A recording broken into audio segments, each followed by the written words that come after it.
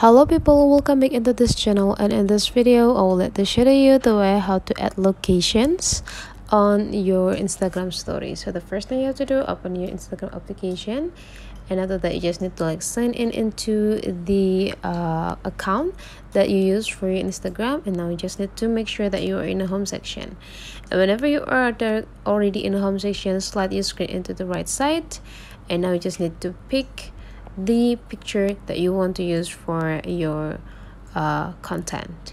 And after you pick one, you just need to take a look on this upper features here, and then you just need to go click this part, and now there will be pop up in the top line here a location. So you just need to go click this location, and now you just need to add the locations for your photo. So here I will let to adding the locations for my content, since I got this coffee at this coffee shop, so I will let to choose that.